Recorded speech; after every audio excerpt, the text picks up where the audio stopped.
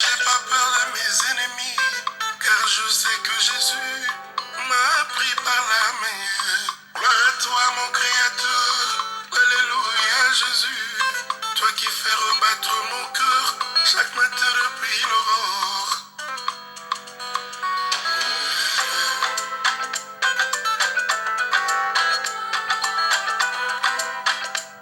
Gloire à toi mon Créateur, alléluia Jésus, toi qui fais rebattre mon cœur chaque matin depuis l'aurore.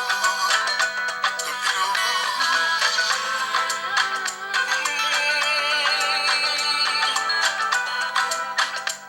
Gloire à toi mon Créateur, alléluia Jésus, toi qui fais rebattre mon cœur chaque matin depuis l'aurore.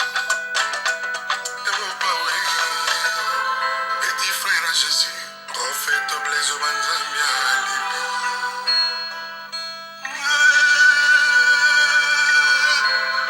Lise Manzambi, la grande diva. Et puis pour la route, voici la team mongologie guitare.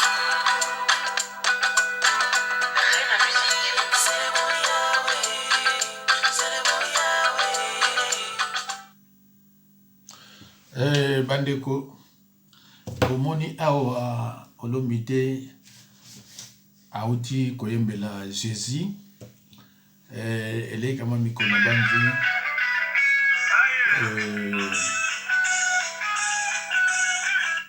elei kama mikolo auti koyembela Jésus.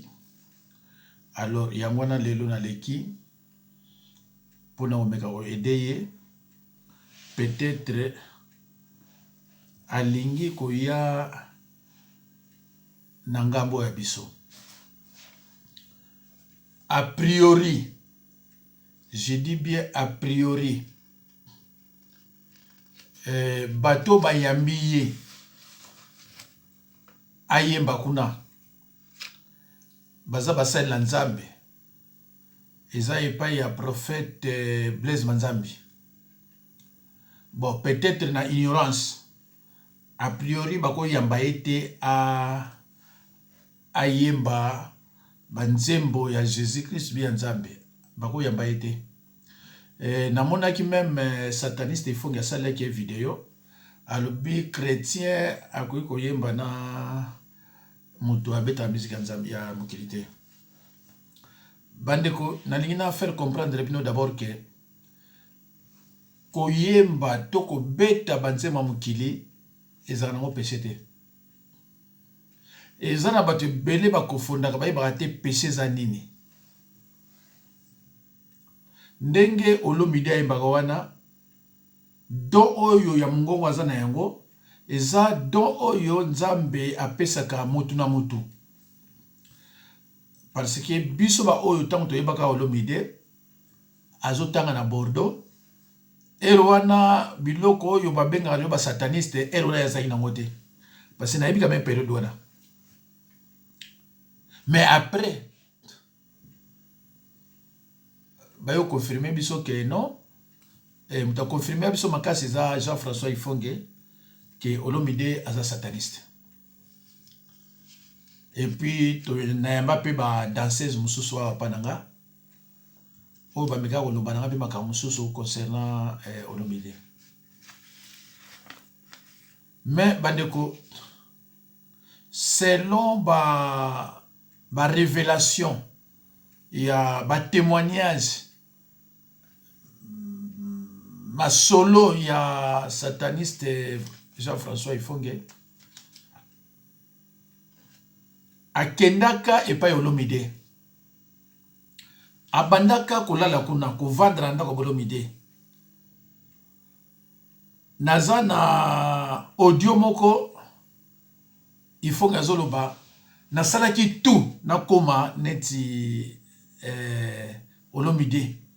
Donc souci ya Ifonge ezalaki akoma neti olomide.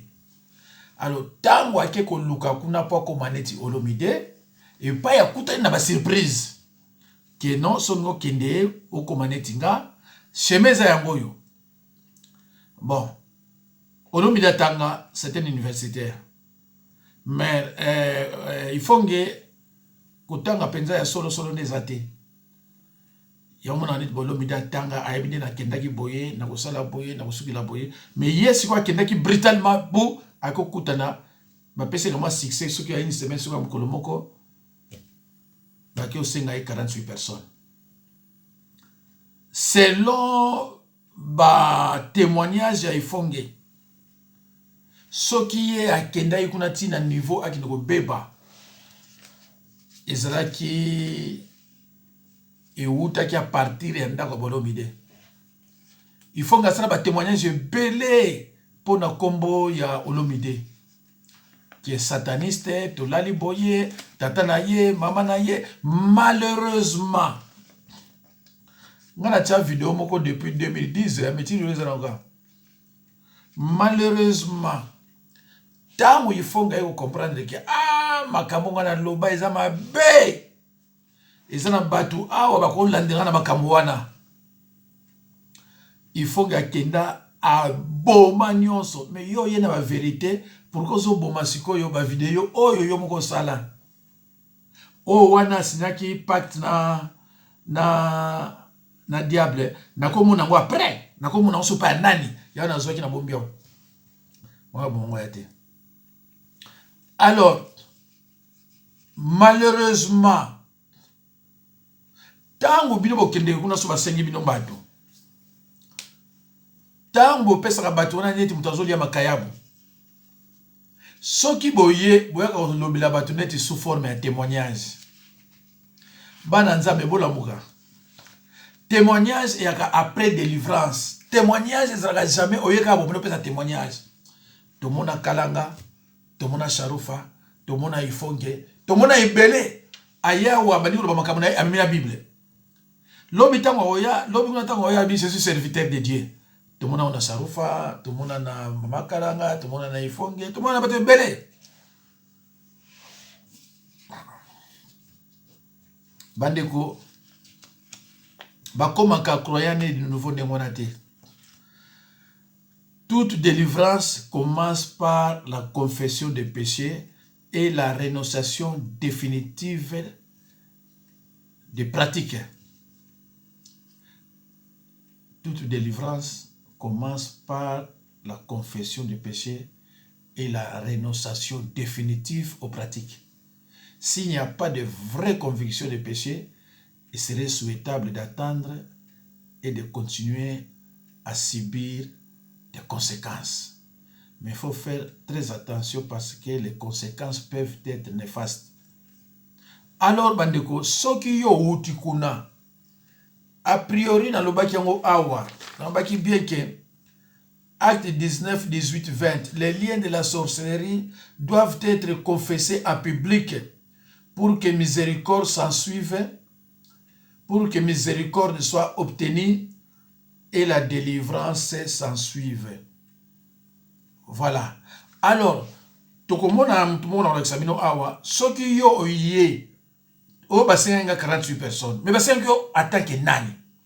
Et comme un problème pour mutaloba, nazaki ndoki, tunaki sataniste. Dès fonga lobaka, na uta ina quartier la tête. Mais non, yo makamu ya 48 personnes, eza quartier la tête, eza ki ndoki, eza ki sataniste. Expliquez biso basenga ki yo attaque nani.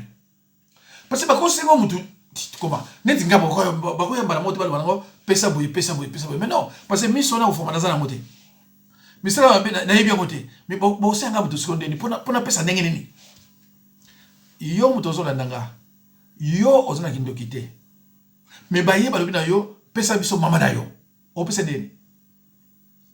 Et parce que ndenge pe baloba na yo ezani to so la boyete. Baloba na monde ténèbres. Il faut ça na kuna. Mais si koyo bango ba il faut que bamona bango kilo pour le baquet, ba senga inga attaque ndoki. Ba senga inga attaque sataniste. Yamona Blaise Manzambe abi non monsieur, koko sabatute, oza sataniste. Blaise Manzambe même so ba landeli ye asala ne témoignage te ko le bako na zaboye. Mais il faut que asala témoignage. Boza un exemple ya nani ya Sharufa. Sharufa asala témoignage wa na zabosala nzambe asali ben position de main et pas ya bato. Subitement, elle se retrouve sur na Nigeria bazo bambe na biloko na zo kweya pour ba longole biloko mabe. Oh mais yo olobaki awa ko musala nzambe. Mais kuna siko ya mwana bandiko faut faire très attention. Soko monika mutu alobi ko nga basenga kanga nga na utaka boye nzambe alokota kinga nzambe alokota ndokite nzambe alokota ndokite bokota ngona Actes des Apôtres 8 à 25 nzambe alokota mutu te yonde mutu ko zwa décision, tu dois prendre cette décision de quitter définitivement les ténèbres. Yo nzambe ko ya kolokota yote nzambe alokota satan te jamais nzambe alokota satan. Alors bandeko tokota eloko moko awa pona lobi tango yo ye il faut ndima nakota la awa voilà. Allez tola ndako na bokebi nyonso bandeko nanga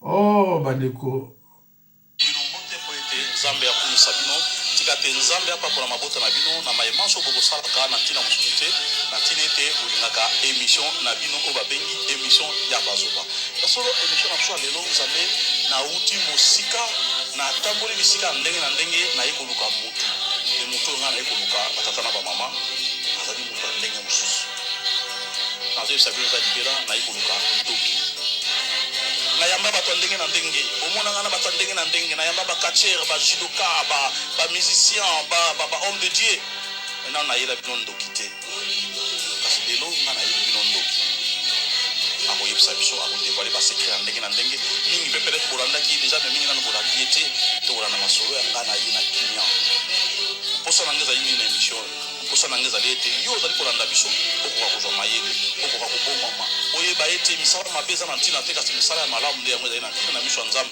po ete na ntango na suka tokoka kozwa lifuti epai ya nkolo kasi soki te na ntango na suka eza na bato mosusu bakenda lifelo kozika na kozika nga na félicité eza tata oyo eza oyo na koyamba na miso na bino po ete c'est encouragé mingi bakolobaka na adage ete ndoki akodevoilaka te soki adevoile akokufa kasi nga na yebisi bino soki andimeli nzambe ata adevoile akokufa na ye te nga na kopesa ye mbote akose présente ye moko nsima bokolanda masolo na biso bolanda biso na bokebi nyonso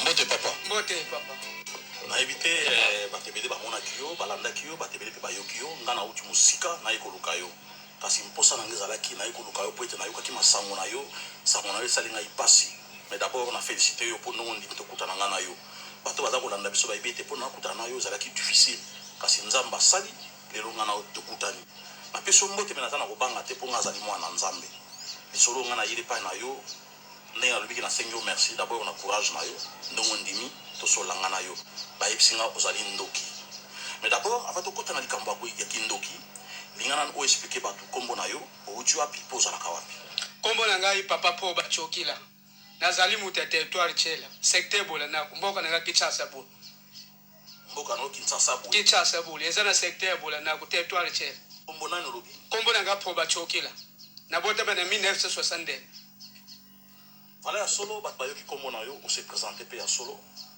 nga likambo nga na yela wa bayebisi nga ozali ndoki ya solo makambo wana oyoki ozali ndoki naza ndoki mais est-ce que vous expliquez biso oza ndoki na ndenge nini bon service ekisoseli nasali ngo déjà 40 ans de service mais nakimaki mpo nazalaki na ange l'impérieur suprême mais nazalaki mpenza représentateur ya makasi nasali 40 ans de service mais babengani nga te nga moko nasali nakimaki mpo nazalaki na bajimele ezala komona badistance 600 km yango naya komona ke soki nakangami eza bien te nayebi te est-ce okoki koloba ngo mpena malembe parce que ozali koloba mbangu bato baza kolanda biso nalingi mpena balanda biso na bokebi nyonso mpo nayebi ete makambo oyo ozali koloba eleki meme mateya oyo bato bakoteyaka donc cela veut dire okoteya bato ebele loba yango malembe ozali nani ozwiki ndoki ndenge nini pas de problème mpo likambo oyo ya verité moto alobaka ngo azalaka nde na baduti te mpo nga ndenge nasali mokambo oyo ya kisoseli 40 ans de service yango ozomona ndenge ozotuna ngai mbala moko question nyonso kotuna ngai nakoyebiso donc osali sorcellerie 40 ans de oui soki otuni nga bamakambo ya makinfirmier ya makanise nakoyeba ngo te mpo nasalaki 5 double na première année primaire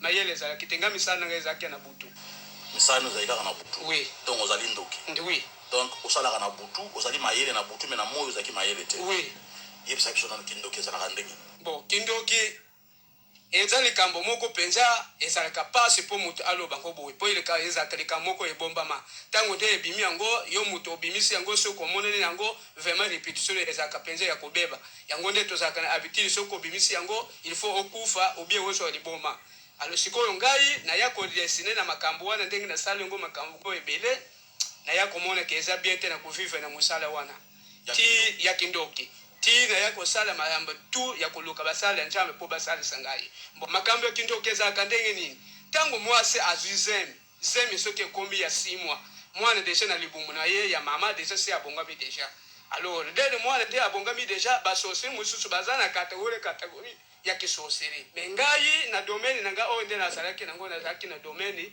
ya représentant empereur suprême alors nazalaki na canal ya kisosiri ya famille représentant empereur suprême okay yo ozalaki na ndenge wana ndenge kindoki okay alors sikoyo ngai nazwaki domaine oyo ya kisosiri ezalaki kaka domaine ya encadré ya famille alors nazalaki encadré ya famille mpo famille ezala riche alors nazalaki mpe commerçant na moi nazalaki bafana na ngai nazalaki koteka nazalaki mpe kosomba mpe baloso na ntango ya elanga nazosomba kafe alors ntango nde nazosala bamakambo wana soki makambo ekwei na famille mai makambo ya liwa ifo nazwa mbongo nazwa mai babiloko nasatisfaire famille comme ça famille yamonake motu wana azosala or ke misala wana eza mosala moko ya kindoki mbongo wana ezalaki mbongo ya kindoki okay alors sikoyo ntango nde mwasi akomi na zemi ya 6 mois alors soki ndoki aza na angle na kote ya papa obie na kote ya mama nde sikoyo bakoyoka ndenge balokisaki ngai na kote ya mama na kote ya papa bayokanaki alors papa na ngai nde koko na ye oyo nde abotaki ye kombo na ye ilunga poba kombo na ye nde bazwaka ngai kombo ya poba ape papa azalaki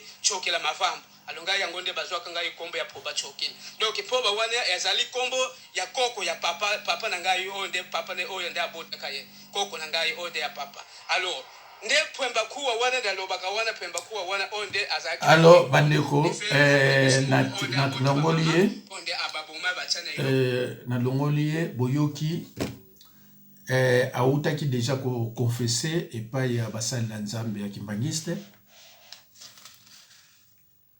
ifo ngalobaka na bino bokende epai basali na nzambe te misiko moto na kaya boya kosala nini moto na kaya boya kosala nini aluki mosala na nzambe mpona komona ke motu wana alobaka na bino makambo ya lukuta alors bandeko eloko sikoyo baifonge na bolomi de bazolinga te nde yango wana ya kobima na miso ya bato ye ase asala baconfession na ye sikoyo aye na témoignage ezalaka toujours après délivrance ça prend des années hein?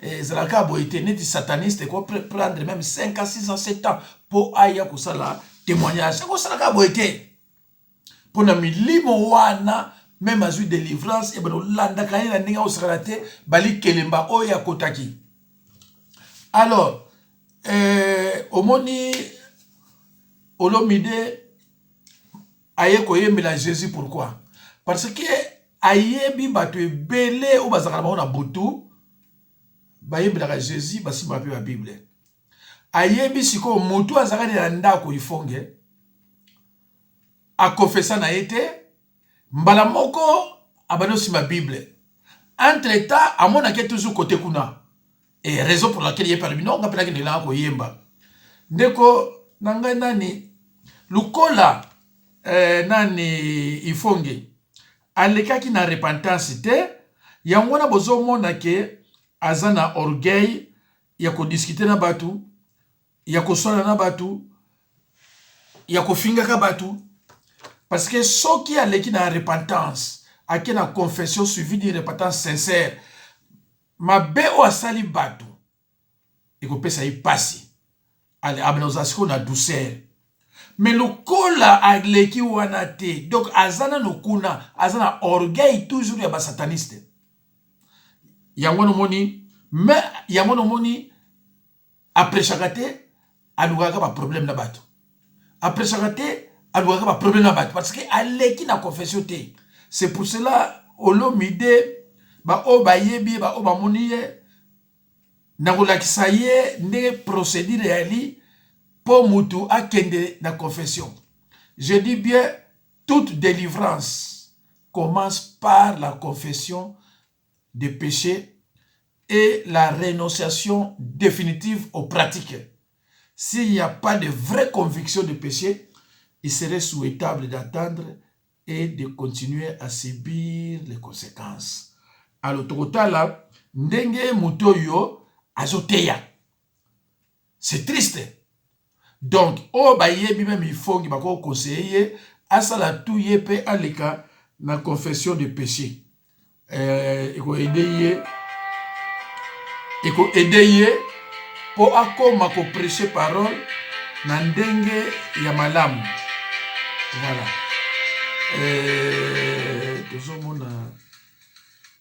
Voilà. Motala.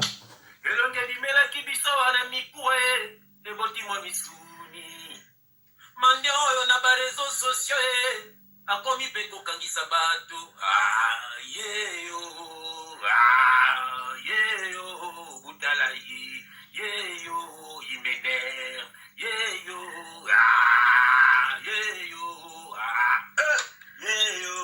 azobangisa yeyo.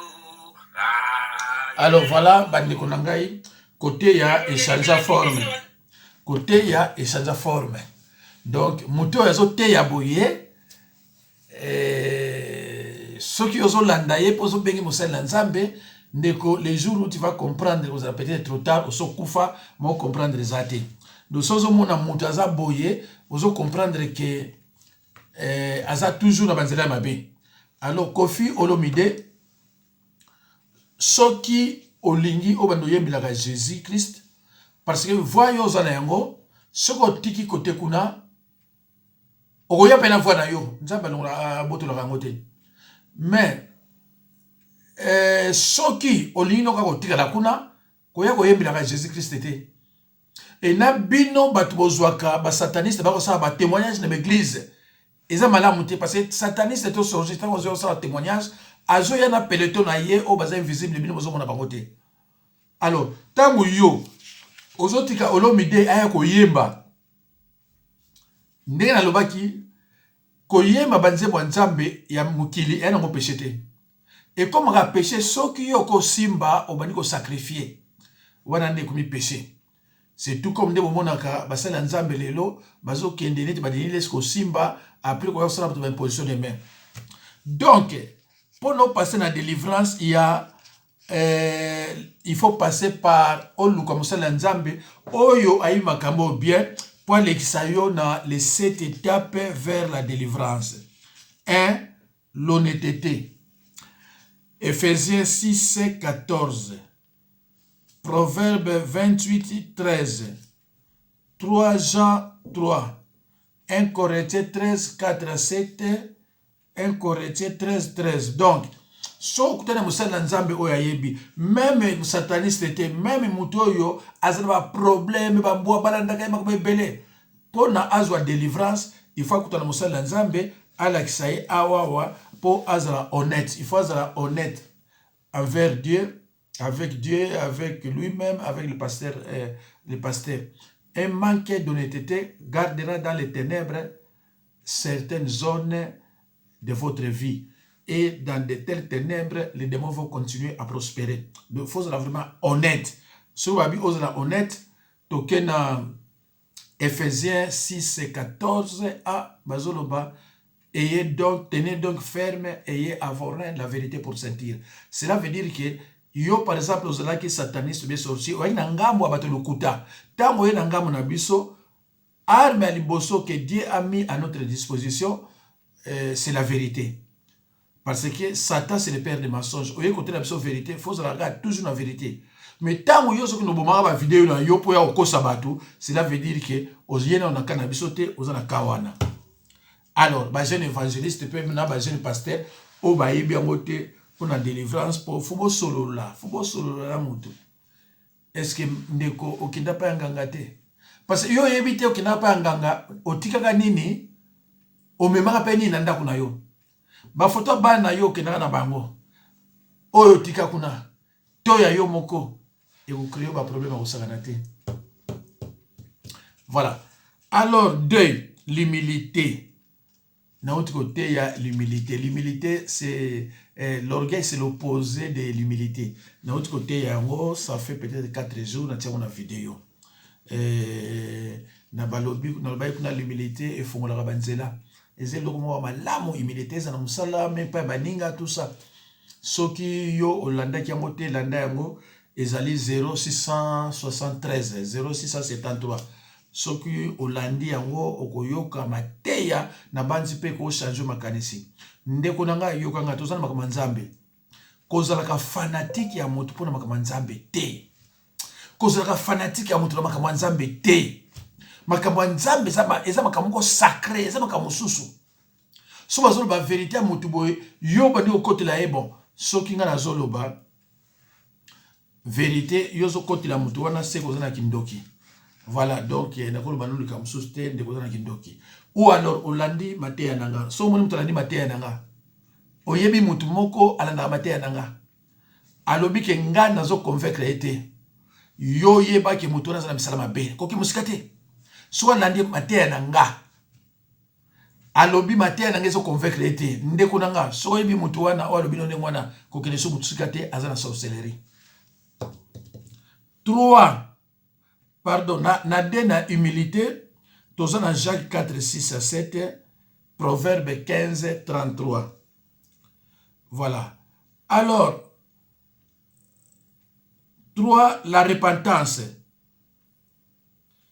Actes des apôtres 6, 20, Luc 17, 4.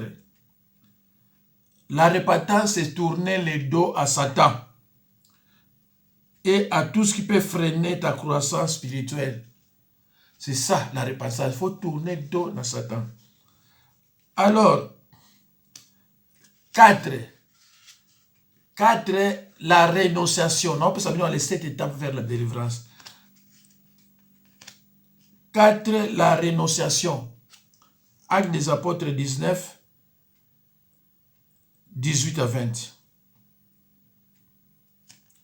Rupture, une claire rupture avec Satan et avec ses œuvres. Renoncer, donc rupture, renoncer na nyonso, ngana yo esili tout ça. C'est vrai. Maloba bino ke soko kimi ba oboma yo. Mais soko ye en tout cas ba oboma yo. Soko vraiment ya minzambi na bosolo ba oboma yo. Mais soki un pied za dehors, un pied za nini e madame te. Donc olomide soki vraiment Paitango yembili kuna ozongi no sukuna na misala no zana yango. Soki vraiment monike biloko oyo nazoloba il faut ifonge à se repentir à landa procédure oyo. Denis Lesi azana droit ko simba Bible te parce que achaba tumaboko na pouvoir ya ba démon na biloko ya zoka wana. Donc, il faut vraiment aller kakoto yo, soit à Benganga, na edeye. Je suis au 06 51 03 90 89. 06 51 03 90 89. Et ça, ma mingi, ba pasteur, au bazana kichasa, ba moni olomide, aïtu ko yebla Jésus, ba moni Denis Lesi, nenga sa ba témoignage na ye, mais pasteur, mon côté, le cas de la confession suivi d'une repentance. Pourquoi? Parce que la plupart des pasteurs, ils sont tous dans la sorcellerie. C'est pitoyable. Bandeko, biloko on a joué sabino, ils ont rare oyo kango ailleurs. Mais, nga, ils ont moussal nanga, oyo ya kosala ba délivrance. Ba oyo bazaki na ba kokoso. Na banzi ba témoignage de cas qui boyokaki ba fidèle na pe ba yebi que awa il y a du sérieux, vraiment il y a du sérieux. Alors après la rénonciation il y a le pardon. Matthieu 6 14 à 15. Matthieu 6 14 à 15. Awa balobi il faut pardonner. Si vous ne pardonnez pas, votre père aussi ne vous pardonnera pas. Alors, le kola ba ifonge, na ba mususu na ba leka na ko senga na ba pardonner, il faut azala toujours na orgueil. Yango no mona ka sataniste nyonso oyo bino boyebi bateyaka amour te. Amour du prochain bateyaka mo te. Yango na boyoki Blaise Manzambi alobi likambo amour du prochain. Aimer ton Dieu. Et le deuxième commandement qui est semblable. Aimer ton prochain. Aime ton prochain. Mes chers frères et sœurs, amour de Dieu et amour du prochain, ces deux commandements vont obligatoirement de pair. Amour de Dieu et amour du prochain, ces deux commandements vont obligatoirement de pair. Celui qui aime Dieu le manifeste en servant son prochain. Alors, bandeko, Bible lobina yo ndengo wana yo sikozo ya pour l'école bake elongi oyo elaki biso awa miku wana misisa. Ça montre clairement que vous avez amour du prochain. Vous avez un problème na ba théâtre qui kuna ki ndoke zali mingi. Vous avez un problème na ba prophète Manzambi, vous avez un problème na ba petit Taboulay, vous avez un problème na ba belé. Cela veut dire que biloko no wana mabe ezati le no kati nzoto na yo ndeko sokozo wangana kame okobomba na Satan Nzambe te. Et biso pe basali na Nzambe oyo Nzambe utilisaka jamais okobomba na biso. Alors, après le pardon, il y a la prière. Prier avec foi sans douter. 1 Thessaloniciens 5, 17. 1 Thessaloniciens 5, 17. Après, tu vas prendre les armes spirituelles que Dieu a mis à notre disposition pour le combat. Ephésiens 6, 10 à 17.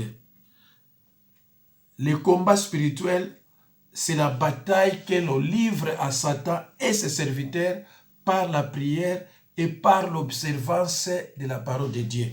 Voilà, bandeko. Natiki bino, Nzambe apambola bino. Voilà. Natiki bino, Nzambe apambola bino.